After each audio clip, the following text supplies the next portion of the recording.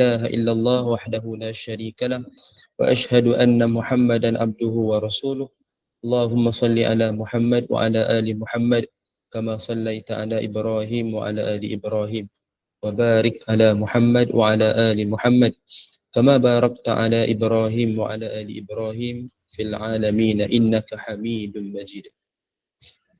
اللهم افتح علينا حكمتك وانشر علينا من خزائن رحمتك يا أرحم الراحمين. رب اشرح لنا صدورنا ويسر لنا أمورنا واحلل عقدة من ألسنتنا يفقهوا أقوالنا. اللهم فقهنا في الدين وعلمنا التأويل. اللهم ارزقنا فهم النبيين وحفظ المرسلين وإلهام الملائكة المقربين يا فتاح يا عليم. افتح قلوبنا فتوح العارفين. سبحانك لا علم لنا إلا ما علمتنا إنك أنت العليم الحكيم لا حول ولا قوة إلا بالله. Ya Allah ya Rahman ya Rahim, berikanlah kepada kami kefahaman dalam menuntut ilmu pada pagi ini ya Allah. Permudahkanlah segala urusan kami, terimalah segala amal ibadah kami. Rahmatilah kami dengan rahmatmu, jauhkanlah kami daripada kemurkaan-Mu. Ya Allah ya Rahman ya Rahim, berikanlah kepada kami kekuatan untuk beramal dan berpegang teguh dengan sunnah-sunnah Nabi kami Nabi Muhammad sallallahu alaihi wasallam. Rabbana atina min ladunka rahmah wa hayyi' lana min amrina rasyada. Rabbana atina fid dunya hasanah wa fil akhirati hasanah wa qina adzaban nar. Wa sallallahu ala sayyidina Muhammadin an-nabiyil ummi wa ala alihi wa sahbihi wa baraka wa sallam. Walhamdulillahi rabbil alamin. Amin amin amin ya rabbal alamin. Yang saya hormati, lagi saya muliakan Bapak Sabariah selaku penganjur, sahabat pecinta Al-Quran. Seterusnya barisan moderator, Bonda Inun, Ustazah Jasrina, Bonda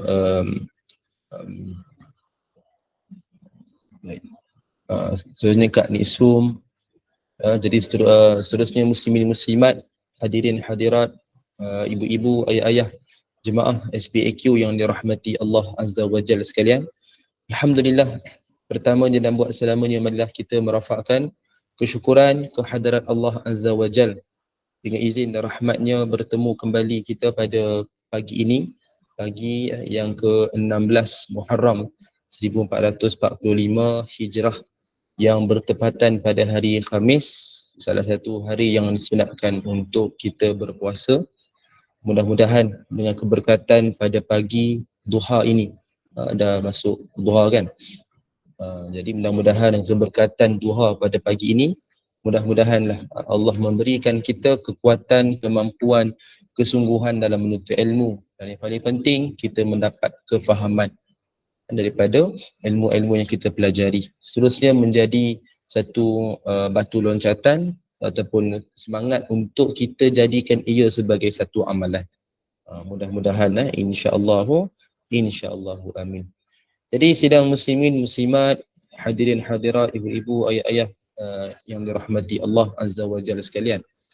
Jadi terlebih dahulu suka untuk saya mulakan kuliah kita pada pagi ini dengan menjawab soalan yang dikemukakan ketika minggu lepas kan oleh salah seorang jemaah kita. Saya memang tak ingat siapa yang bertanya, tapi sekiranya yang bertanya itu dalam kuliah kita sekarang, maka saya dah berikan jawapan lah di ruangan chat.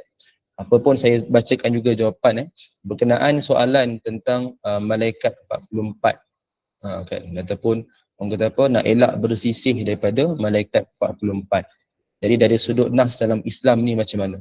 Jadi saya memang tidak pasti dengan jawapan yang tepat, yang tuntas. Jadi saya berujuk dengan salah seorang guru rujukan saya dalam bidang tafsir dan hadis, iaitu Al-Fadil Ustaz Dr. Yusri Afandi dari USIL, yang mana beliau seorang pensyarah di situ, yang mana beliau mahir dan dalam bidang tafsir dan juga tafsir Quran dan juga hadis. Jadi beliau salah seorang guru-guru yang saya jadikan rujukan lah. Apa pun saya akan bertanya dengan beliau dan minta pandangan serta minta sekali kata apa, nasihat dan sebagainya lah. Jadi apa yang saya dapat dari beliau, ibu-ibu, ayah-ayah boleh lihat dalam chat, saya dah copy paste jawapan beliau lah dalam WhatsApp yang saya dapat. Di mana beliau sebut, saya nukilkan kata-kata beliau. Setakat yang saya tahu memang tiada sabitan nas tentang istilah malaikat 44. Ia adalah sebutan sebahagian masyarakat Melayu. Sering kita sebut nak elak bersisih dengan malaikat 44. Kalau nak nisbah pada malaikat maut boleh, itu harus. Tapi kalimah 44 itu tiada sabitan. Justru pada saya tak perlu masyarakat kita ni reka istilah dan fahaman yang boleh mengelirukan. Tambahan dalam perkara akidah, nas amat diperlukan untuk menyebut sesuatu istilah ataupun fakta. Terima kasih atas pertanyaan. Jadi sebenarnya perkara ni memang memang saya tahu perkara ni maksud dia. Cuma saya mungkin ada sebarang nas lagi yang boleh saya dapatkan kan. Bila saya tanya dengan Dr. Yusri, pensyarah saya, memang tidak ada nas. Jadi saya dah rujuk beliau, menurut beliau apa yang beliau kaji lah, sebab beliau banyak mengkaji tentang hadis. Jadi boleh kata mestilah beliau lebih tahu kan berkenaan dengan isu malaikat 44. Jadi sebenarnya perkara ni adalah menjadi satu rekaan lah. Satu rekaan yang kita patut tinggalkan. Sebab itu dalam Islam saya selalu tekankan, biarlah sesuatu yang kita belajar ke, kita dengar ke, biarlah ia bersumberkan. Maknanya ada sabitan nas ataupun ada dalil yang kita rujuk. Sebab jadi macam itulah, macam-macam konotasi, macam-macam istilah yang akan orang reka. Dan orang yang reka tu dia seronok lah bila kita ni sebar-sebarkan istilah tu, kita gembar-gemburkan, kita jadikan ia macam satu rujukan, dan mesti orang tu akan gembira. Jadi itu tujuan dia. Kadang-kadang mereka sesuatu yang tak ada dalam Islam. Jadi berbalik kepada soalan tadi, dia yang tepat adalah malaikat maut. Malaikat maut maknanya kita sebut dari sudut kita beringat tentang kematian kan. Jadi kita pun mungkin bacakan doa ataupun amalkan apa-apa sunnah kan sebagai ingatan tentang kematian, itu tak ada masalah, itu haruslah. Memang dalam Islam pun kita belajar malaikat maut tu wujud kan, malakul maut. Nama Israel tu pun ada khilaf kan. Jadi nak selamat sebut je malaikat maut kan, lagi senang. Maknanya malaikat yang mencabut, yang tugaskan mencabut nyawa.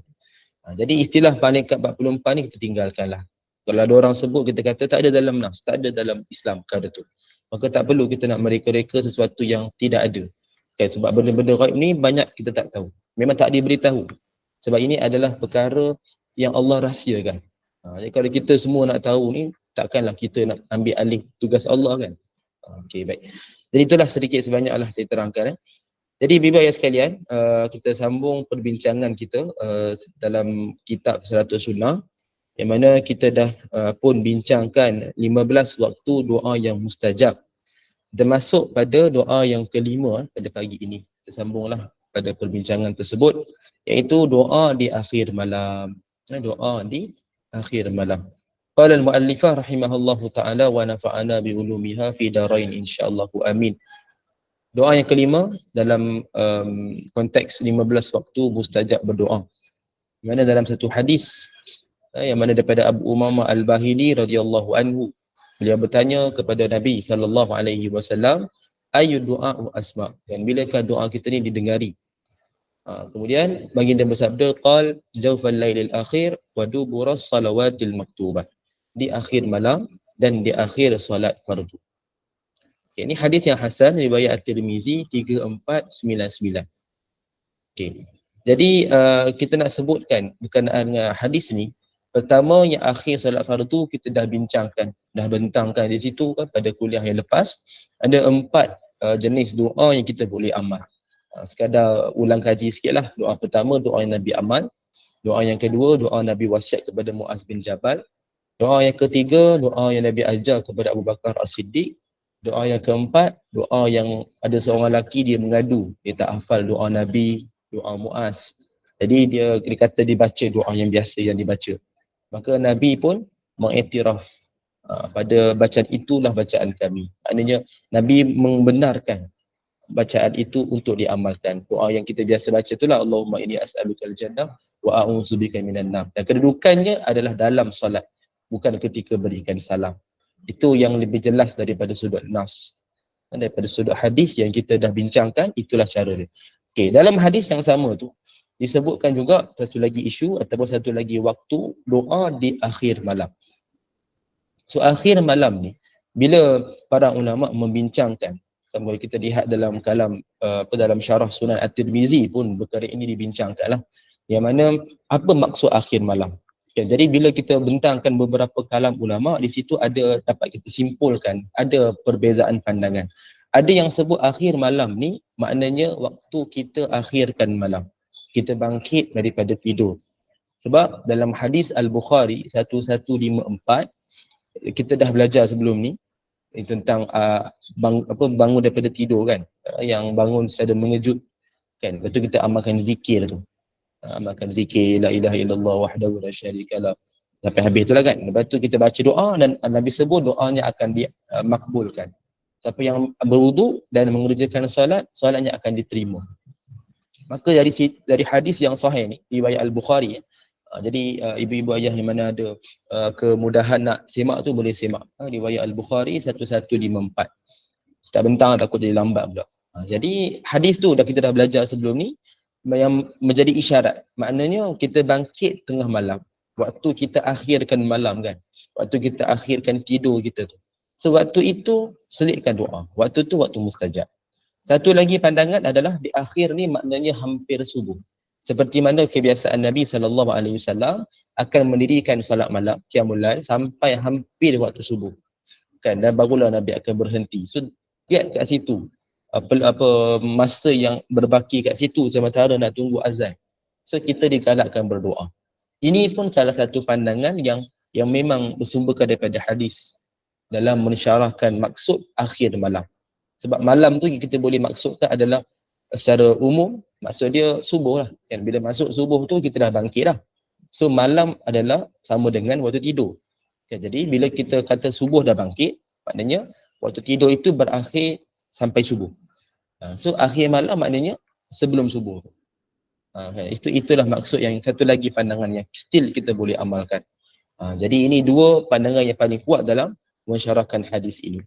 Maka nak sebut nak mudah macam mana? Dua-dua kita buat. Kita bangkit tengah malam, mengejut ke kan? Kita nak bagi tandas ke? Kita mungkin nak solat malam sekejap tu, kita tidur balik sekejap ke? Kan berbeza kaedah kita kan. So waktu tu pun kita doa juga. Waktu akhir malam hampir subuh pun selitkan doa. Dan doa ni saya dah pernah sebut, dia sekadar lafaz pun tak ada masalah. Kalau keadaan tu kita nak baca doa nak tadah tangan tak sesuai. Contoh bangkit lambat. Kan bangkit lambat, katakan pagi tadi kita bangkit nak solat, nak sahur. So bangkit katalah 5.30. Kita bila nak gosok gigi semua, nak mandi tu mungkin lepas makan kita boleh mandi kan. Katalah kita siap-siap gosok gigi, mungkin masak sekejap ke, nak ready untuk sahur kan. Katakan baki lagi 10 minit. So waktu tu kita nak makan semua. Lepas tu kita juga nak doa juga. So waktu kita sediakan makanan. Waktu tu kita dah boleh siap-siap untuk sambil sediakan, contoh tengah masak ke, tengah buat something kan, prepare untuk sahur tu, masa tu dah boleh doa. Kan, sambil-sambil tu. Sebab kita dah tahu dah tak ada boleh agak, tak sempat ni nak doa spesifik sebab kita bangkit lambat. Kan nak mandi lagi, nanti kan takkan nak tinggalkan solat sunat subuh, solat fardu subuh berjemaah. Kan jadi dia rugi. So sambil kita sediakan makanan tu, kita berdoa. Doa yang penting. Dan kita lafazkan. Maknanya di situ kita ingat kepada Allah. Kan waktu baca macam tu pun bukan sekadar kita lalai, tapi kita ingat kepada Allah. So itu maksudkan dengan doa di akhir malam ni. Ala kulli hal lebih baik macam tu daripada tak berdoa langsung. Kan daripada kita tak baca doa langsung, alasan kita tak sempat, alasan kita tak boleh tadah tangan. Lebih baik kita lafazkan doa walaupun tak berdadah tangan sebab situasi dia macam tu. Kan kalau kata sesuai tadah tangan tu buatlah macam tu. Tapi kalau katalah dalam keadaan macam tadi kan, isunya lambat, tak sempat. So kita sambil kita sediakan makanan daripada kita diam, daripada kita nyanyi lagu pelik-pelik, daripada kita duduk beletih panjang-panjang, pagi-pagi duduk beletih kan. Anak pun tutup telinga, kapas. Baik kita berzikir ke ataupun doa pun tak ada masalah. Waktu tu waktu mustajab. So sediakan doa. So ini satu lagi cara ataupun kaedah yang kita boleh amalkan. Okay, so ni waktu yang mustajab. So kita amalkanlah dua-dua tadilah, ketika kita bangkit tengah malam dan ketika kita akhirkan dekat subuh tu. Maknanya nak sebelum masuk subuh. Kita tengok sikit dalam ruangan chat ada soalan kan. Terus kita jawablah kan. Okay. Ringkaskan je lah jawapan kita. Okay, Kak Nisu dia ambil maklum, dihargai usaha kepada Alhamdulillah. Mendapat jawapan yang sahih, betul. Itulah kaedah dia. Bila kita tak tahu, kita bertanya kan dengan orang yang lebih mahir. Sebab kalau kata mesti ada guru kita kan, rujukan kita. Saya tanya, kalau saya tahu saya akan jawab terus. Kalau tak tahu maka saya hold dulu jawapan tu, hold dulu soalan tu. Saya tanya minta pandangan daripada orang yang mahir ataupun pakar. Dan biasa saya minta lebih daripada seorang, minta 2 3 sebab kadang-kadang kajian para pesyarah ni berbeza kan. Ada orang yang dia jumpa hadis, ada yang tak jumpa, ada yang kata kaedah tu berbeza. Jadi itu biasa saya buat lah. Biasa saya buat. Okay, Bonda Saripah, mereka kita berdoa pada setiap kali sujud, kedua setiap rakaat solat. Okay, kita dah bincang dulu. Dalam sujud ni, setiap kali sujud boleh doa. Setiap kali itulah mustajab. So sebab itu kaedah dia jangan lepaskan peluang berdoa. Ada di sujud tu, selitkan doa sikit. Selitkan, baik solat berjemaah ke, baik solat bersendirian. Selitkan doa yang simple, yang pendek, yang penting. Waktu tu waktu mustajab. So kita doa. Bonda Nur Adida, okay, Assalamualaikum.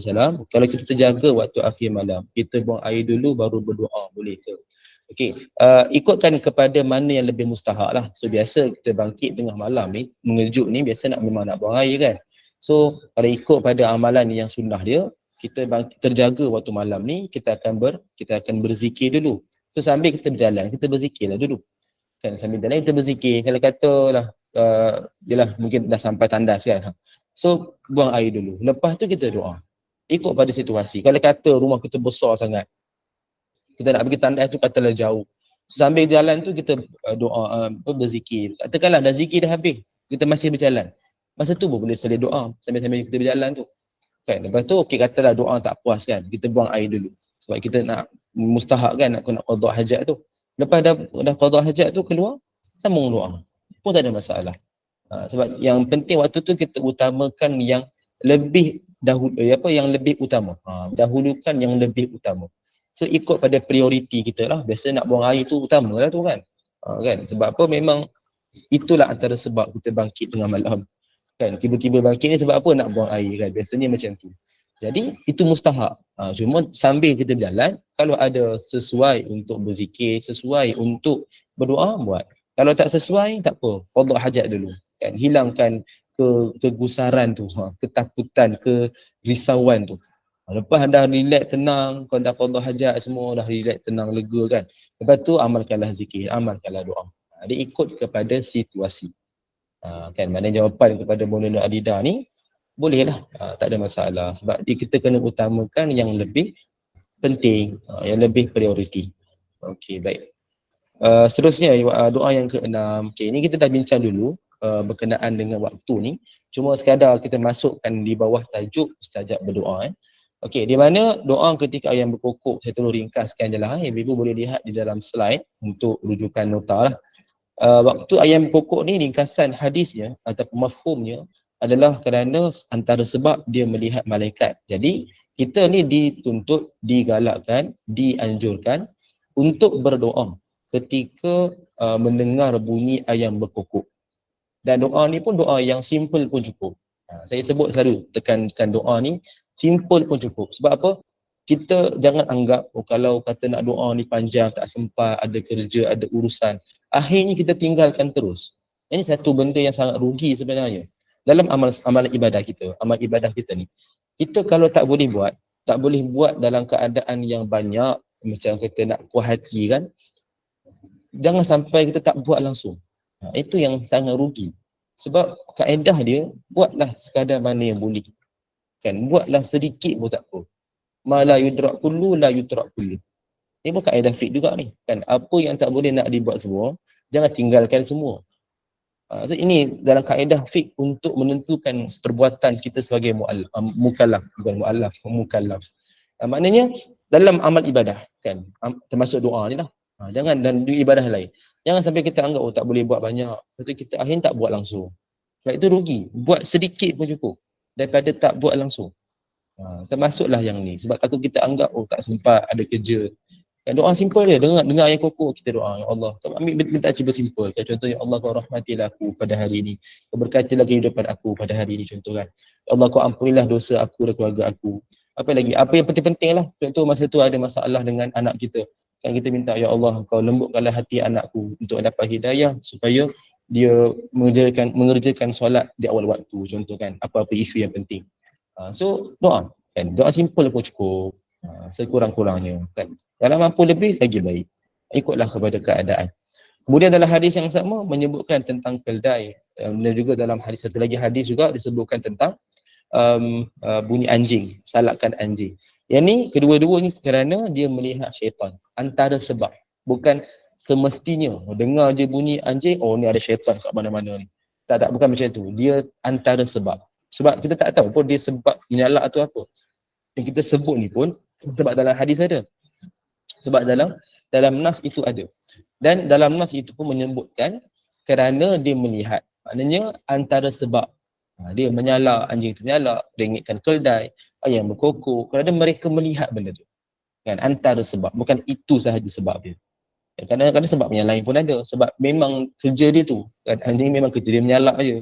Dan ayam memang kerja dia berkokok. Cuma tak tahu sebab apa. Dan mungkin dia sebab dia lapar, mungkin sebab dia panggil kawan dia. Macam baby lah. Kan, semua menangis kan. Kita boleh anggap, oh asyik menangis, asal menangis je, oh dia nampak yang bukan-bukan. Asal menangis je, oh ada benda yang ganggu dia. Tak semestinya kan. Sebab dia ada sebab yang banyak. Dia menangis kadang-kadang sebab lapar. Kadang-kadang sebab boring. Boring boleh nangis juga. Saya pun tak tahulah, maknanya nak sebut antara sebab itu dia melihat. Okay. So kita ni anjur disunatkan. Kita tak tahu pun sebab apa yang khusus. Tapi kita buat je. Dengar ayat kokok, doa. Dengar je bunyi kelat ataupun biasanya kita dengar bunyi anjing menyalak ni, pun kita bacalah a'udzubillahi minasyaitonirrajim. Satu pula. Terlanggar wayar. Dia kena beli wireless lepas ni. Okey.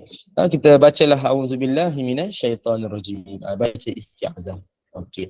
Inilah seperti mana yang saya sebutkan tadi tu, kalam Imam Ibn Hajar dalam Fathul Bari. Ini saya dah sebutkan dalam mafhum tadilah yang saya dah huraikan. Okey. Baik, kita tengok sikit soalan.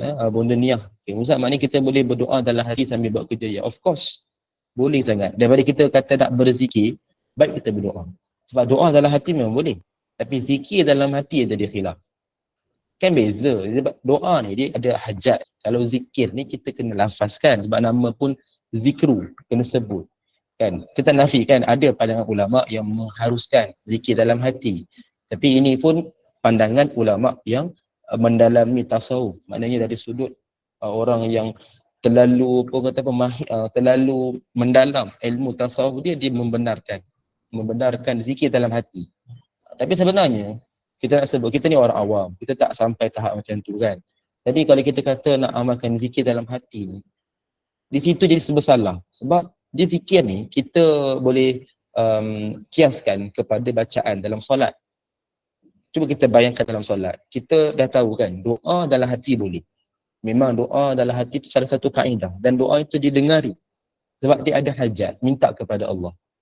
So tak ada masalah kan. Tapi kalau zikir, kita ambil rukun qauli dalam solat. Memang terang jelas tak boleh kita amalkan rukun qauli dalam hati. Sebab dia kena sebut.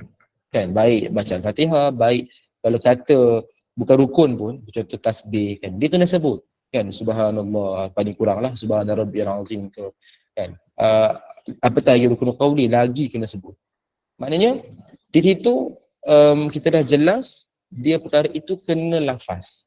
Sebab dia disebut sebagai zikir, zikru, kena sebut. Uzkur tu maknanya sebutkan. Maka kalau kita bandingkan antara nak zikir ke nak doa dalam hati, doa lagi penting. Doa lagi kena utama. Bahkan itu lagi menguntungkan kita. Sebab kita ada hajat minta kepada Allah. Lagi-lagi kalau waktu tu waktu mustajab kan.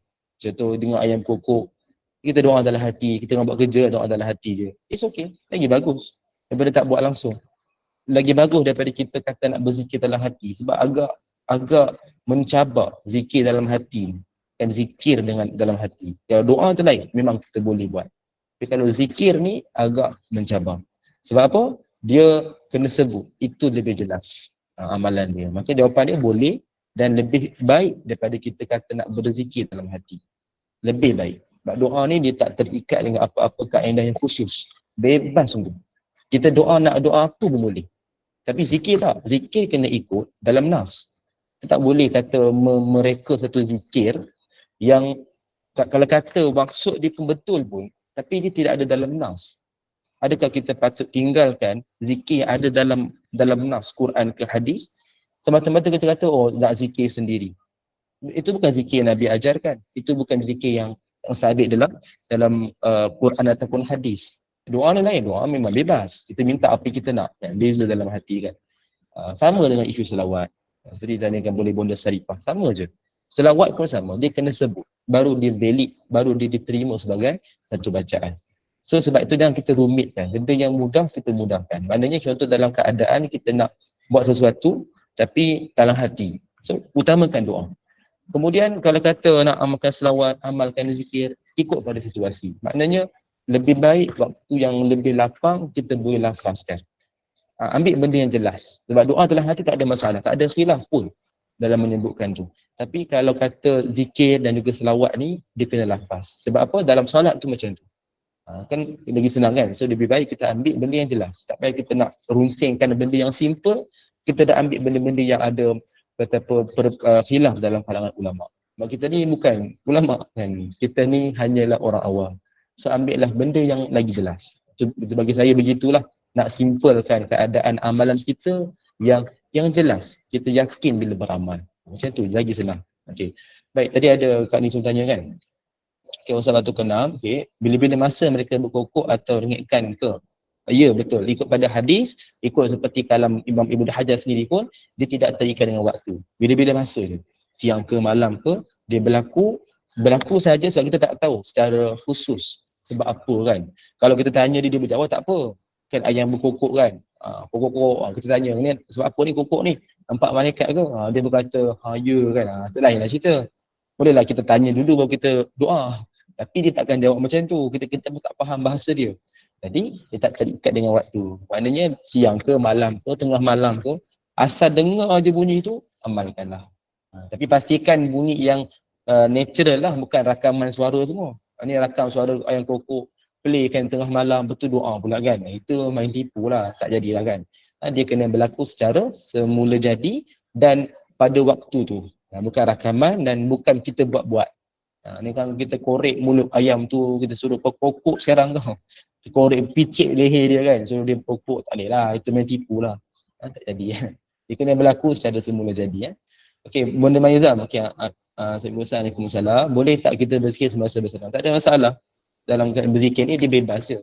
Cuma kaedah berzikir tu kita sebut. Kaedah berzikir tu dia kena sebut. Masa bersenam ke, masa masak ke, buat bebas. Jangan kita zikir masa mandi sudahlah. Kan masa mandi tu dalam keadaan dalam tandas. Kemudian kita biasanya mungkin dalam keadaan yang tidak sempurna menutup aurat lah. Kan bahkan mungkin ada yang tak berpakaian pun. Jadi takkanlah nak berzikir waktu tu. Kan? So kita amalkan waktu yang lain yang sesuai. So bersenam ketika masak, jalan-jalan, on the way pergi kerja, apa lagi?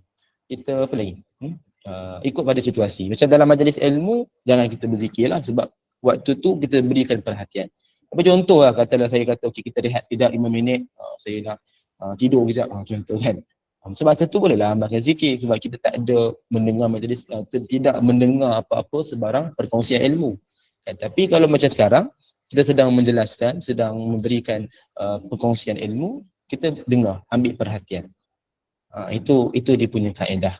Sebab ada orang still lagi dia dengar majlis ilmu dan dia baca Quran, dia berzikir. Lepas tu bila tanya dia kata saya nak buat dua-dua. So takkan samalah orang yang dengar saja, ambil perhatian, dia ambil catatan, dia bertanya soalan, maknanya implikasi kan, dia dengar tu dia tanya, maknanya dia nak cuba faham. Beza dengan orang yang sambil dengar tu, dia sambil duk baca Quran. Sambil dengar, dia sambil duk berzikir. Sebab ni bukan lagu hiburan kan, ni bukannya rancangan TV kan. So kita ambil perhatian, itulah adab dia. Jadi inilah antara sebab kita belajar banyak-banyak pun tak faham ataupun kita tak mampu nak beramal. Sebab ilmu yang kita dapat dalam keadaan tidak berkualiti. Kan, tidak proper. Tidak menjaga adab. Sebab itu kita kena pandai membezakan. Sebab itu penting kita belajar juga fiqh aulawiyat. Nak mementingkan yang mana lebih utama. Kena pandai. Bila bertemu dua perkara, kan dua-dua yang maslahah, so kita kena ambil yang lebih penting, yang lebih dari sudut ni, kata apa ni, isqal ke apa, maknanya lebih kuat, sakil ke apa, sakil ke, yang lebih kuat, yang lebih penting. Kan kalau bertemu dua mafsadatan, dua perkara yang buruk, perkara yang merosakkan, kita ambil yang ringan kan. Kita ambil yang ringan ni, ini kaedah fiqh lah ni. Tapi kalau dua masalah, kita ambil lebih penting, lebih kuat, lebih keras. Dia punya istilah tu saya tak ingat sangat. Apa sakil ke apa macam tu maksud dia. Maknanya itu kaedah fiqh. Kita nak beramal, itu kaedah. Sedang kita kata ambil dua-dua sekali, tak boleh. Dia tak kena. Mesti kena ambil satu yang lebih penting tu. Kalau kita nak fokus pada satu, termasuk selawat. Selawat zikir termasuk dalam benda yang sama. So berikan perhatian pada majlis ilmu, itu lebih penting. Sebab selawat dan juga zikir ni, kita boleh amalkan waktu lain. Macam majlis ilmu, kita tak boleh buat macam tu. Kan? Maknanya kalau ya pun sebab kita ada rakaman contoh kan. Tapi rugilah sebab kita tak ambil pada awal. Kita tangguhkan benda ni, kita tengok pada rakaman, semata-mata nak amalkan selawat dengan zikir. Dan kita tak pandai bezakan mana lebih penting. Sebab tu kaedah mudah, bila berlaku ada je majlis ilmu, dengar, berikan perhatian. Lepas tu nak amalkan zikir selawat, amalkan kemudian. Sebab itu amalan persendirian. Majlis ilmu ni tak boleh kita pilih-pilih. Kan? Dia akan berlaku waktu yang telah ditentukan. Kan? Jadi kita sebagai orang yang nak amal ni kena pandai pilih, kena pandai utamakan. Sebab tu dia tak akan berlaku kita buat dua-dua sekali. Orang yang biasa buat macam ni, dia tidak faham kaedah dalam dia beramal, kaedah fiqh dalam dia beramal. Lebih parah bila kita tegur, kita nak terima. Itu payah. Itu memang payah. Bila orang tegur, kan, baik-baik, kita baik bagi kita jelaskan, kita berikan nas semua, dia tak nak terima. Maknanya tak gunalah. Maknanya orang macam ni, kita sampaikan banyak ilmu pun dia takkan terima. Sebab dia anggap dia buat betul. Susahlah, payah orang macam ni kan. Sebab ada orang macam tu. Itu yang saya sebutkan. Mudah-mudahan bukan kita lah. Mudah-mudahan kita ni lebih berlapang dada, lebih dapat menggunakan fikiran tu dengan lebih baik. Maksudnya kita pandai memikirkan, kita pandai untuk muhasabah balik, boleh terima pandangan kan, teguran yang terbuka. Itu lebih selamat. Sebab itulah ciri-ciri penuntut ilmu. Dia sentiasa upgrade. Bila upgrade ilmu, dia akan upgrade amalan dia. So maknanya selama ni mungkin ada dia buat silap salah, dia akan perbaiki lagi. Jadi kalau kata amalan ni sama je, maka tak ada ilmu, tak ada manfaat bagi dia. Sebab dia masih lagi kekalkan amalan yang sama. Kan? Kecuali lah kalau amalan itu dalam keadaan memang dia buat betul. Itu lain. Okay, baik. Kita sama sikit dengan doa ketujuh dulu. Doa ketujuh ni doa ketika hujan turun. Okay, ni saya kira benda yang sangat biasalah kita dengar dah. Kan biasa kita dah bincangkan. Cuma kaedah dalam doa hujan turun ni, kita amalkan dulu sekurang-kurang satu doa yang sunnah. Itu lebih baik. Saya dah sebutkan sebelum ni, kalau bertembung dua perbuatan, dua perkara, contoh kan doa yang sunnah, doa Nabi amal, dan doa yang kita nak amalkan sendiri. Maka pentingkanlah doa yang Nabi amalkan dulu, lepas tu barulah baca doa yang kita amalkan, yang kita nak bacakan. So macam isu ni, katalah hujan turun, katalah lepas ni hujan ke, petang nanti hujan ke kan. So kita amalkan dulu, paling kurang apa? Allahumma sayyiban nafi'ah. Kan, ya Allah, curahkanlah hujan yang bermanfaat. Ini doa yang sunnah, doa Nabi ajarkan kepada kita. Jadi lepas baca doa ni, bacalah apa-apa doa. Sebab Nabi dah janjikan kan, waktu ni waktu doa yang tidak akan tertolak. Sinnatan ma turaddan. Dua perkara yang tidak akan tertolak. Ad-du'a'u inda nida wa waqtil matar. Wa tahtal matar atau kama qala. Doa ketika azan berkumandang dan juga ketika hujan turun. So amalkan dulu doa yang sunnah tadi, lepas tu baca doa sendiri. Itu lebih senang, lebih baik untuk kita amal. Sebab ada orang dia tak baca doa langsung, gila kan. Ada orang dia baca doa dia sendiri. Ini kita step yang baik sikit lah, tinggi sikit. Ada orang dia baca doa yang sunnah dulu, paling kurang satu, lepas tu dia baca doa sendiri. Ini lebih baik. So kan amalan kan ada tingkatan kan. So kita kalau boleh nak capai tingkatan yang paling terbaik lah yang kita mampu buat. So dalam isu ni, kaedah yang terbaik adalah yang terbaik untuk kita amalkan lah secara umum, iaitu kita baca dulu doa yang sunnah, paling kurang satu, lepas tu bacalah doa sendiri. Kalau boleh baca doa yang komplit tu lagi baik. Kita dah bincang dulu kan dalam sunnah yang ke-80 apa, 82 kot sebelum ni dia ada komplit kan doa dia. Doa yang macam tengok hujan nak turun, awan mendung ke, angin kencang ke, ada petanda dia lah macam kilat ke kan sebelum hujan turun. Baca dulu doa dia. Kan kita minta Allah bagi apa? Kebaikan kan. Allahumma inni as'aluka min khairiha wa min khairi ma fiha wa min khairi ma ursilat bih. Wa a'udzubika min syarriha wa min syarri ma fiha wa min syarri ma ursilat bih. Ni kita minta Allah bagi kebaikan, Allah elakkan keburukan. Sebelum hujan turun. Sebab takut hujan tak tahu hujan nikmat ke hujan balak. Kan dua-dua boleh jadi. So itu sebelum hujan turun. Hujan dah turun, baca tadi tu. Allahumma sayyiban nafi'ah. Hujan dah selesai, mutirna min fadlillahi wa rahmatih. Kalau hujan berterusan kan sampai tidak berhenti, kan ada dia punya bacaan dia. Jadi kita dah bincang sebelum ni. Jadi itu contoh beberapa bacaan yang boleh kita amalkan berkaitan hujan. So paling kurang doa tadi tu, Allahumma sayyiban nafi'ah. Baca-bacalah doa sendiri. Okey, baik. Tengok sikit soalan. Okey, Bunda Nur Aini, bukankah selawat Allah terima bila-bila masa tu walaupun hati kita bukan pada Nabi sallallahu alaihi wasallam. Sehingga macam itulah dengar ada ustaz cakap, bukankah selawat Allah terima bila-bila masa pun. Tadi apa isu dia? Okey, ni isu dia dalam majlis ilmu. Majlis ilmu ni utamakan ilmu. Itu je kaedah dia. Sebab apa? Ilmu tu memberikan kita pendedahan cara nak beramal. Sebelum amal, ilmu dulu.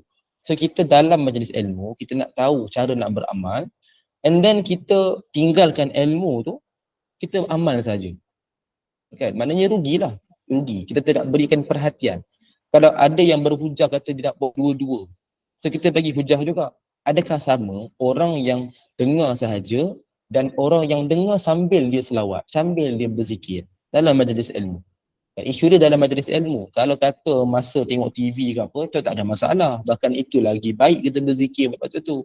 Kan lagi baik kita berselawat waktu tu sebab kita hanya melayani sesuatu yang menghiburkan sahaja. Tak ada manfaat pun secara khusus dari sudut kita punya agama. Dan sekadar hiburan yang harus. Kan? Sebab tu kita kata nak berzikir. Amal kan tak ada masalah. Walaupun nampak macam pelik lah kan. Biasanya tak ada kita berzikir. Kita dengar tengok cerita, nak fahamkan dia punya pengajaran semua, kita kata nak berzikir, nak berselawat. Pelik lah kalau macam tu. Kan kita tak boleh faham cerita nanti. Kan so kalau cerita kita boleh kata macam tu. Apatah lagi majlis ilmu. Kan so benda ni lah kadang jadi isu kan. Orang masih lagi nak pertahankan. So kaedah dia paling mudah kita dah terangkan. So kalau masih kata nak amalkan macam tu, terpulang lah. Cuma kita dah bagi tahu kan adab dia macam tu. Kan. So berbalik kepada soalan Bunda Nur Aini, kan dalam majlis ilmu fokus pada majlis ilmu. Itulah jawapan dia. Bukan kata Allah dengar tak dengar, Allah terima tak terima. Keadaan tu kita sedang dengar majlis ilmu kan. So masa tu dengar majlis ilmu. Lepas majlis ilmu nak amalkan selawat zikir, amalkan puas-puas. Contoh lepas ni kan dah habis, katakan mungkin 8.35 ada lagi kan, Prof Dr Suki kan. Okay, habiskan sejam tu kan. Lepas tu bebas dah. Mungkin kita nak masak tengah hari. Semasa tu berzikirlah, berselawatlah puas-puas. Kan itu cara yang terbaik. Itu cara terbaik. Sebab kita kena pandai mementingkan apa yang lebih utama. Okey. Bonda Khadijah, Assalamualaikum. Jikalau kita ambil 5 minit masa kala duha untuk solat isyraq sebab masanya pendek, boleh tak? Okey, ini menarik ya. Okey, dia isyraq ni bila kan? Isyraq kita tengok pada situasi. Okey, kata isyraq ni sekarang ni syuruk pukul 7.12 kan. Pada tempat saya lah. 7.12 tak silap. So tambah kata yang 12 minit, 7.24 kan. So waktu tu memang dah ada dah majlis ilmu kan. Majlis ilmu biasanya macam pagi lah kan bacaan Quran. Okay. So katalah waktu tu tak ada majlis ilmu. So kita boleh solat isyraq lah. Memang sempat. Okay. Katakan kita memang berada dalam majlis ilmu daripada pagi tadi. Memang dah duduk dah dengar baca Quran, tadabbur Quran sampai 7.35. Betul saya pula masuk kan 7.35. So, sampai 8.35. Betul Prof Dr Suki pula masuk sampai 9.35. Okey. So ni macam ni kita nak buat. Okay, kita macam Bonda tanya kan ambil 5 minit masa kelas duha untuk solat isyraq. Okey. Dalam isu macam ni kita pentingkan yang mana lebih utama. Sama je kaedah dia. Iaitu kalau ikutkan pada majlis ilmu lah lagi penting. Kan majlis ilmu lagi penting. Dan kita tidak berada dalam masjid. Kalau dalam masjid kita fahamlah kaedah dia solat dulu 2 rakaat tapi ringkas kan. Solat tahiyatul masjid. Tapi kita dalam online. So dalam online ni maknanya kita mementingkan juga ilmu. Sebab amalan solat tu boleh amalkan di waktu lain. Tidak ada masalah. Kan? Walaupun kita kata rugi kan. Tapi sebab kita nak ilmu tu lagi penting. Kan? Walaupun kita 5 minit je pun. Tetap ilmu tu lagi penting. So kita tak perlu rasa risau, sedih. Sebab itulah kaedah beramal. Kita pentingkan yang lebih utama. Sebab kata contoh tak ada majlis ilmu pagi tadi kan. Tidak ada apa-apa program. So memang sempat nak solat-solat lah. Sekarang kata okay, nak solat duha dulu. Nak tinggalkan majlis ilmu. Mungkin rugi sikit lah. Kan rugi sikit kerana kita boleh dengar majlis ilmu. Tapi sengaja kita tinggalkan. So itu kaedah dia. Sebab jangan kita risau. Contohlah saya bagi situasi kan. Kadang saya ada program tau. Kadang saya ada program daripada pagi sampai zuhur. Macam baru-baru ni jugalah pada minggu lepas hari Sabtu. Tak habis. Ambil sini. Sudah, siapa tu? Ada yang terbuka mic Bonda Siti, siapa ni? Siti Mariam. Oh, minta maaf Ustaz. Tak apa. Jadi tiba saya kata ada, tiba-tiba kata tak ada lah. Takut juga kan. Ada, saya tak tipu. Okey, minggu lepas hari Sabtu saya ada program daripada pagi sampai tengah hari sampai zuhur. Sebab tu memang saya nak sangat solat duha. Tapi kita terlibat dengan program dan kita jadi hakim pertandingan. So memang tak ada masa langsung, tak ada ruang langsung. Memang kita nak rehat pun sekadar pergi tandas je. Buat 5 minit je. So time tu nak pergi tandas kan. So lepas tu kita dengar acara yang berlangsung tu. Memang tak sempat. Dan akhirnya dah zuhur dah. Dah zuhur baru selesai acara. So waktu tu saya terpaksa tinggalkanlah solat duha. Sebab memang tak sempat. Pagi tu memang dah taklimat dah sarapan. Lepas tu memang tak masuk duha lagi. Lepas tu taklimat. Lepas tu dah terus mula dah acaranya.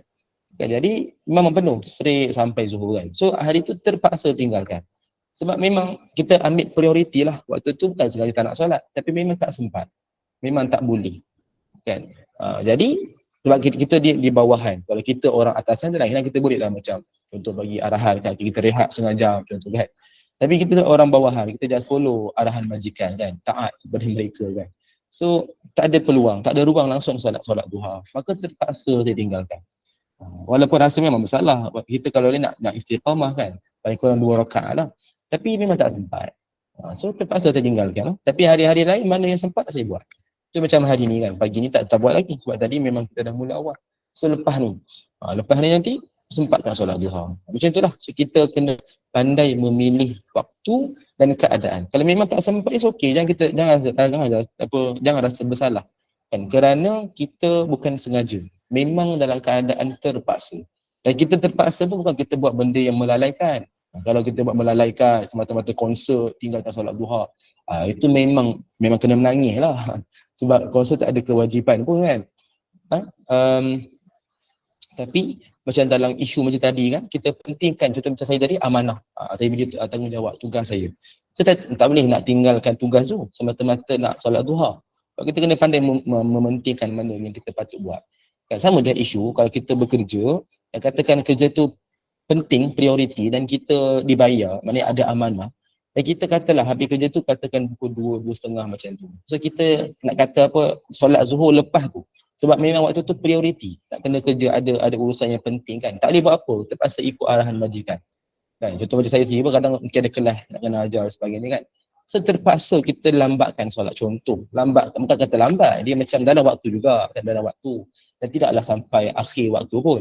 So kita solat dalam waktu, cuma kita tinggalkan solat berjemaah. Dalam keadaan terpaksa, bukan sengaja. Maka tak jadi makruh. Bukan sengaja tinggalkan sebab malas ke, buat benda maksiat ke tak. Kan? So kita terpaksa utamakan amanah sebab itu akan ditanyakan juga. So solat ni kita boleh buat bersendirian, cuma rugilah tinggal fadilat kan. Tapi kalau amanah memang tak boleh kita nak buat apa, tak boleh nak consider lagi. So kita pentingkan solat tu. Kita pentingkan amanah tu dan solatlah lepas tu. Bukanlah sampai lambat sangat. Itu tak boleh lah. Itu kita kena strict jugalah. Kita kena bagi tahu juga kan. Tapi kalau dia dalam keadaan yang mungkin lambatkan sikit sejam macam tu it's okay, tak ada masalah. Still kita boleh terima dalam kaedah dalam kita beramal. Sebab tu wajib solat dalam waktu tu. Dan afdal sunat solat di awal waktu secara berjemaah. Dan harus solat pada bila-bila masa yang ada kesesuaian. Dan makruh kita melewatkan tanpa sengaja, dan haram kalau kita tidak solat dalam waktu tu yang mana telah diperuntukkan. Jadi mesti kena solat. Kalau kita cukup syarat, mesti kena solat. Tak solat memang hukum dia haram dan berdosa. Sebab nak kata apa? Sebab dia tak ada sebab yang menjadikan kita ni nak tinggalkan solat. Contoh orang tidur tu lain, memang dia tak sedar diri.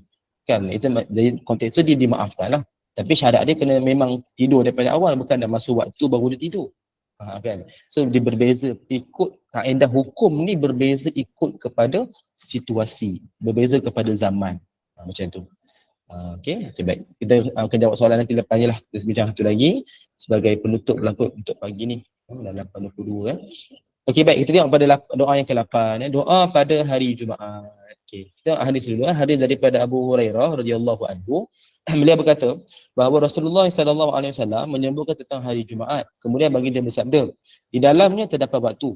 Jika seorang muslim dia berdoa ketika itu, pasti diberikan apa yang diminta. Lalu baginda mengisyaratkan dengan tangannya tentang sebentarnya waktu tersebut. Okey, dan riwayat ni menyebutkan, riwayat Al-Bukhari ni, yang mana disebutkan Nabi merapatkan ibu jari dan jari telunjuk. Macam ni lah Nabi rapatkan macam ni. Maknanya nak kata dia sedikit, waktu dia sangat sedikit, pendek, waktu dia sekejap, singkat. So Nabi merapatkan macam ni. Sama juga isu ni, sama yang Nabi buat juga berkenaan dengan peristiwa akhir zaman. Kiamat nak berlaku tu pun dalam keadaan macam ni. Maknanya sekejap ni, tak lama dah. Sebab apa tak lama ni? Sebab dibandingkan daripada zaman bermulanya penciptaan dunia ni. So kalau kita bandingkan daripada timeline, daripada zaman awal penciptaan muka bumi ni kan, dan kemudian Nabi Adam AS, kemudian para anbiya lah, sampailah Nabi Isa, kemudian Nabi Muhammad SAW. So maknanya cukup lama dah usia dunia ni kan, usia bumi ni, terutamanya lah bumi ni dan juga yang lain-lain tu kan. Jadi nak kata sebab itu dimaksudkan dengan sekejap. Maknanya dah lama sangat dah lalu dah dunia ni. Kan. So tinggal tak berapa lama dah nak berlakunya kiamat. So sebab itu Nabi merapatkan ibu jari dan juga jari telunjuk. Sama dengan isu ni. So, waktu mustajab doa ni pada hari Jumaat ni waktu dia pendek, sekejap je. Tapi menariknya Nabi tak sebut bila waktu tu. Cuma Nabi sebut hari Jumaat. Dan dalam tu ada waktu yang sekejap, waktu yang singkat, waktu di mana mustajabnya berdoa. Doa kita mustajab. Tapi Nabi tak pecahkan rahsia. Bilakah berlaku waktu tu, tak bagi clue langsung secara khusus. Yang kita tahu, Jumaat. Yang kita tahu, sekejap. Nah, tapi bila kan? Sebab Jumaat kalau kata 24 jam kan. So kalau ikut pada waktu kita pun bukan 24 jam lah. Macam maghrib dah mulanya Jumaat sampai asar, akhir asar kan. So persoalan ni bila? So para ulama mereka bincangkan perkara ni. Saya buka dalam slide seterusnya. Contoh kita ambil lah yang disebutkan oleh Imam Ibn Hajar dalam Fathul Bari. Yang saya nukilkan, saya ringkaskan terus. Di situ ada 42 pendapat. 42 ni daripada ramai alim ulama lah. Mereka memberikan pandangan masing-masing berdasarkan kepada beberapa hadis yang lain. Ada 42 pendapat masing-masing, di mana ada 4 yang paling kuat. Ini paling kuat ni maknanya apa? Pandangan majoriti, pandangan ramai. Ada 4 ni je. Iaitu yang pertama sekali, ni yang paling kuat. Selepas asar sampai terbenam matahari. Tadi kita dah sebut sekejap. Maknanya sekejap ni apa? Dalam waktu ni, lepas asar sampai terbenam matahari, dalam tempoh ni kata berapa? 2 jam setengah kot kan? Katakan berapa kalau 4.45 sampai 7.30. Lebih kurang lah 2 jam 45 minit lah. So waktu macam ni, sepanjang inilah waktu yang kita kena usaha mencarinya. Kita mencari, maksudnya kita kena sungguh-sungguh doa supaya kita dapat waktu yang mustajab. Inilah pendapat yang paling kuat. Sebab apa? Ada riwayat yang menyebutkan. Contoh riwayat Ahmad dan riwayat An-Nasai. Menyebutkan, dia menekankan tentang selepas asar sampai terbenam matahari. Ini yang pertama. Ini yang pendapat yang pertama yang paling kuat. So maknanya kita amalkanlah sungguh-sungguh. InsyaAllah kita amalkan sungguh-sungguh. Kemudian kita lihat pula yang kedua. Imam naik minbar, duduk sehingga selesai solat Jumaat. Duduk ni dimaksudkan dengan duduk di antara 2 khutbah. Sebab kalau kita amalkan kan 2 kali azan. So kita akan duduk dulu lepas bagi salam tu. Lepas tu kita bangunkan. Tapi asal caranya adalah kalau ikut pada cara Nabi yang amalkan, Nabi naik minbar terus dah mula khutbah. Nabi tak duduk langsung lah. Terus khutbah dan duduk di antara 2 khutbah. Kan? So duduk situ yang bermulanya, maksud duduk tu, yang bermulanya waktu yang mustajab. Dan ini yang kita biasa amal. Macam ibu-ibu sekalian mungkin tahulah kan. Mungkin tahu yang mana para lelaki lah kan, mungkin suami anak-anak lelaki ni, kita biasa sangatlah waktu dengar khutbah. Antara 2 khutbah tu, bila imam khatib tu duduk antara 2 khutbah, kita akan bacakan doa. Ada tempat Bilal akan bacakan doa. Yang satu doa tu makmum aminkan. Ada tempat dia diam je. Dia bagi makmum bebas berdoa. Tapi biasa memang orang akan berdoa waktu tu. Dan sebenarnya bukan waktu tu sahaja. Waktu tu sampai selesai solat Jumaat.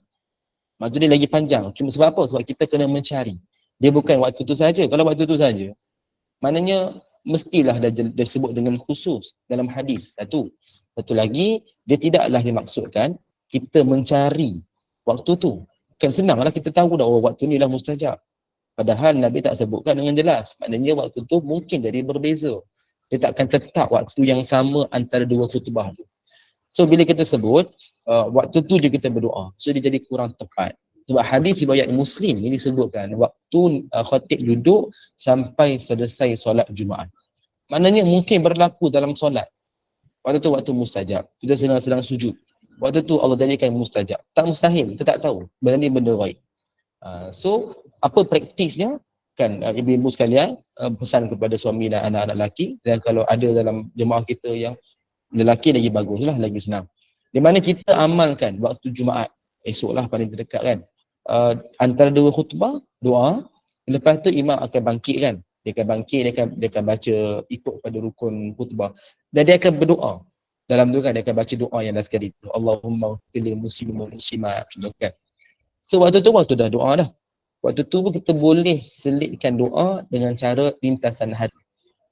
Lepas tu dah katakan okey selesai doa, lepas tu bangkit dah nak solat. Dalam solat selitkan doa juga. Bila suatu tahiyat akhir sebelum bagi salam. So dah bagi salam, selesai. Waktu tu dah habis dah. Kan? So ini pendapat yang kedua dan kalau boleh kita amalkan. Cuma sebab apa jadi kedua? Walaupun hadis ni lebih kuat. Riwayat Muslim ni lebih kuat kan daripada riwayat Ahmad, riwayat An-Nasai. Sebab apa dia katakan waktu yang kedua? Kenapa pendapat jadi pendapat kedua? Walaupun nas tu kuat. Kerana kalau kita ikut, kalau katalah pendapat yang kedua ni lagi betul, kan pendapat pertama tu dia yang kedua, maksudnya waktu yang nak doa ni dia tak umum. Maknanya tak semua orang dapat. Sebab yang hadirin solat Jumaat adalah dapat. Kan paling-paling pun kalau ibu-ibu sekalian tengok live solat kat mana-mana kan. Tengok live khatib berkhutbah. So waktu tu kita boleh doa, selitkan doa. Okey, bolehlah, tak ada masalah. Tapi kebanyakan kita mungkin tak tengok. Kan bagi yang muslimat lah tak tengok. Jadi waktu tu waktu yang hanya kepada lelaki saja. So di situ jadi kurang tepat. Sebab tak mau kata mustahil Allah berikan kelebihan ini, Allah menyasarkan sesuatu golongan sahaja. Kan Allah akan berikan satu kelebihan dia kepada orang semua umum. Siapa je boleh dapat, tapi dia kena buat. Itu cara dia. Bukan Allah menyasarkan okey golongan lelaki sahaja, tak. Sebab itu jadi pandangan yang kedua. Yang pertama itu yang diambil kerana waktu yang pertama semua orang boleh dapat. Kan nak kata Allah Maha Adil lah. Kan kalau Allah kata menentukan satu golongan je dapat waktu mustajab, apa specialnya dia? Kenapa dia menjadi special? Lain kalau dia beramal luar biasa, kan Allah pilih dia seorang, Allah terima doa dia sungguh-sungguh. Itu lain sebab dia ada satu perkara yang menjadikan dia istimewa di sisi Allah. Itu pun sebab dia amal. Asal fitrah sama je. Tapi sebab amalan dia, sebab sikap dia, sebab mungkin ada doa daripada orang-orang soleh ke atas dia. So dia jadi lebih istimewa. Allah angkat darjat dia. Dia mungkin orang yang berilmu. Kan? Jadi Allah angkat darjat dia. So di situ lain. Allah angkat darjat sebab atas diri dia. Kan? Kerana special ni pada dia. Tapi kalau kita secara awam secara awamnya kata Allah mementingkan lelaki kan. So jadi di situ kurang tepat. Hujahnya kurang tepat. Sebab itu pendapat yang pertama ni paling kuat. So kita amalkan lepas asar sampai terbenam matahari. Yang kedua kita amalkan juga. Kan, cuma bagi yang berkesempatan lah. Bagi tuan-tuan kan sekalian, mana sempat tu buat. Yang ketiga, iaitulah di akhir waktu asar, ni hampir-hampir maghrib. Maknanya masih dalam waktu yang sama, cuma kita fokus tu akhir nak dekat-dekat maghrib tu. Ni hari Jumaat, maknanya esok petang. Esok petang asar tu, amalkan doa. Kan? Akhir-akhir tu nak dekat maghrib tu, esok nak dekat-dekat maghrib. So pastikan kita juga doa lagi sekali. Dan yang paling senang, ambillah yang keempat. Inilah pilihan Imam Ibnu Hajar. Bila timbul khilaf dalam bab amalan sunat ni, kan, kalau boleh amalkan semua, amalkan semua. Lagi senang. Maknanya kita ambil semua pandangan ulama ni. Ambil semua, amalkan semua. Kalau perkara yang boleh amalkanlah secara keseluruhan. Dan inilah yang disebut oleh Imam Ibnu Hajar. Ambil semuanya. Kan, sebab kita biasa dengar waktu mustajab Jumaat ni pada solat Jumaat tu je. Maknanya pada khotib duduk antara dua khutbah.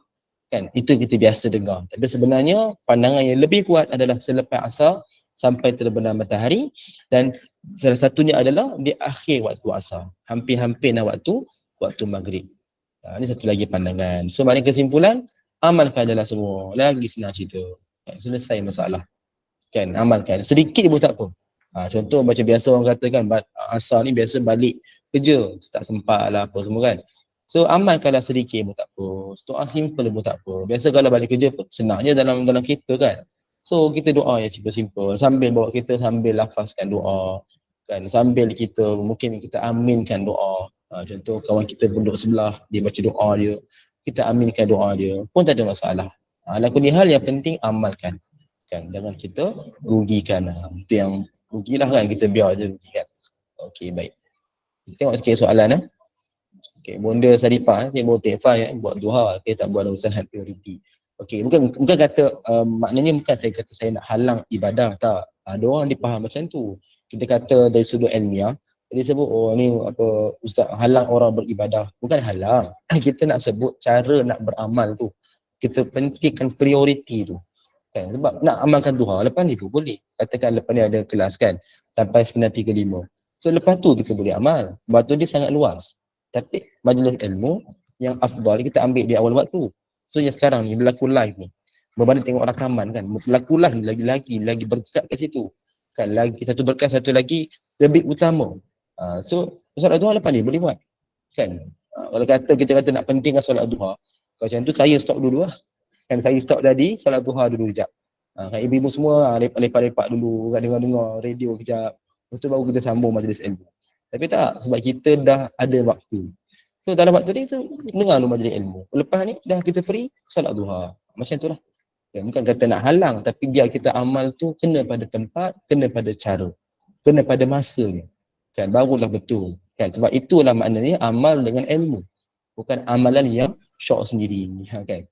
Okey, Bunda Adida tanya, akhir waktu duha, kita ambil pandangan yang paling selamat. Sebagaimana mulanya duha ni 28 minit selepas syuruk, sebegitulah 28 minit sebelum zuhur. Ini pandangan yang paling selamat untuk kita ambil. Yang terbaik, solat dia kat tengah-tengah, 9, 10 tu terbaiklah. Kan, tengah-tengah, 11 tak ada masalah. Tapi kalau awal sangat tu, bagi orang tak sempat, tak sempat. Lambat sangat pun sama, bagi orang yang tak sempat. Maknanya ambil je lah pandangan tadi tu, boleh kita amalkan. Itulah untuk pagi ni, sekadar itu dulu. Mungkin Ustaz Prof. Dr. Suki dah masuk. Jadi kita tangguh dulu majlis ilmu pada pagi ni. Akhir kata saya mohon maaf sekiranya ada terkasar bahasa, tersilap bicara, terlajak ke apa kan. Mungkin ada yang menyakiti hati ibu-ibu sekalian. Mohon maaf dan mohon maafkan saya lah. Jangan simpan dalam hati, tak baik. Kita insyaAllah kita akan sambung lagi pada kuliah akan datang. Kita bincangkan lagi apa-apa doa yang mustajab. Yang kita dah bincang sekarang ni 8 so ini ringkasan dia yang kita akan sambung lagi pada akan datang insyaAllah. Mudah-mudahan bermanfaat. Wallahu ta'ala a'lam wa ilmuhu atam. A'udzubillahi as-sami'il 'alim minasyaitonir rajim. Bismillahirrahmanirrahim. Alhamdulillahi rabbil alamin wassalatu wassalamu ala asyrafil anbiya'i wal mursalin sayyidina Muhammad wa ala alihi wa sahbihi ajma'in. Allahumma inna nastawdi'uka ma 'allamtana farduhu ilayna inda hajatina ilaih wa la tunsinahu ya Allah ya rabbal alamin. Rabbana atina fid dunya hasanah wa fil akhirati hasanah وقنا عذاب النار. صلى الله على سيدنا محمد النبي الأمي وعلى آله وصحبه وبارك وسلم. الحمد لله رب العالمين. آمين يا رب العالمين. أقول قولي هذا ونستغفر الله العظيم لي ولكم. سبحان الله وبحمدك لا إله إلا أنت أستغفرك وأتوب إليك. بسم الله الرحمن الرحيم. والعصر إن الإنسان لفي خسر إلا الذين آمنوا وعملوا الصالحات وتواصوا بالحق وتواصوا بالصبر. والسلام عليكم ورحمة الله وبركاته.